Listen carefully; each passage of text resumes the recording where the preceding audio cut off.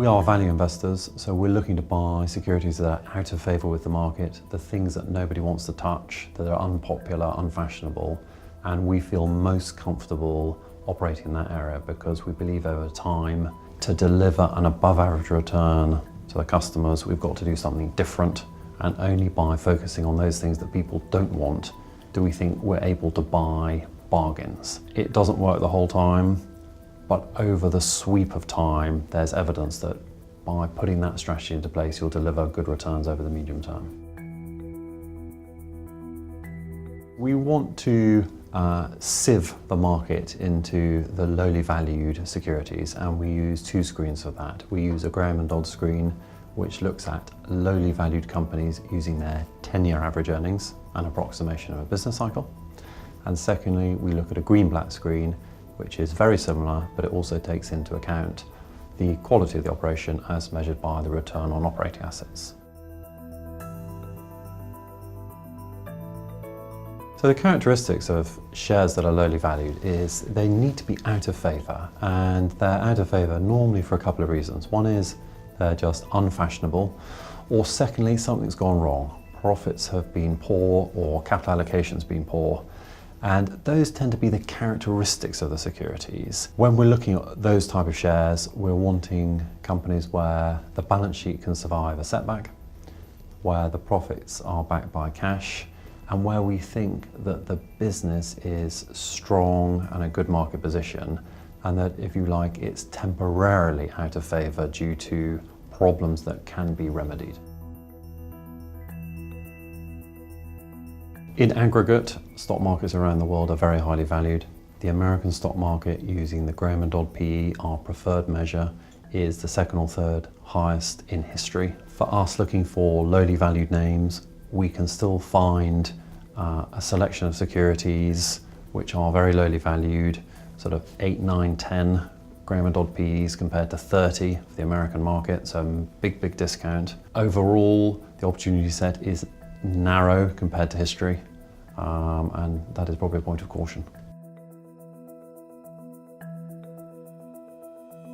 So firstly, we've selected a company called Ralph Lauren. This is a global, American heritage clothing retailer.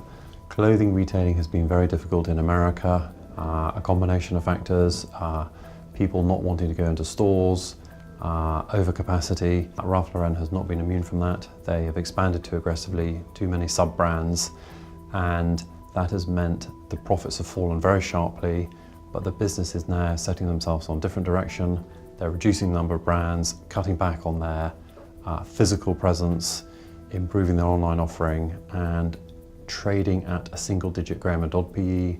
We think that is an attractive entry point, given the fact that its unprompted brand awareness is very strong compared to many other global brands, and yet it's trading on a very low valuation. The second one, different industry, Ericsson. That is the global leader in the provision of hardware, software and services to, in particular, the mobile telephone industry. That business has also been very badly run. They've chased contracts which have turned out to be very difficult, and that has all led to a very poor profit progression, very poor share price, and ultimately a change in leadership of the company. We think now, although the outlook's very unclear, the stock is trading on a very low valuation, Graham and Dodd PE of around 9, it's got net cash on the balance sheet, and it is the market leader in its area around the world, so we think that's a good time to purchase that. On a sort of 3 to 5 year basis, we would hope that the value premium, which is what we're trying to capture, will deliver above average returns compared to the index. That has been the case in the past, and we very much hope it will be the case in the future. We've been running concentrated mandates before we took on the Alliance Trust, and we feel that there are a couple of things to be aware of here. Portfolio construction. We want to have a series of investments which are not related to each other, so that we get some diversity. Very important to us, that both from a geographical point of view, an industry point of view, and that, I think, is the main thing that we've learned over time, to make sure that the securities we've selected, a reasonably few, are all suffering from a different problem and they're unrelated, so you get some fundamental diversity.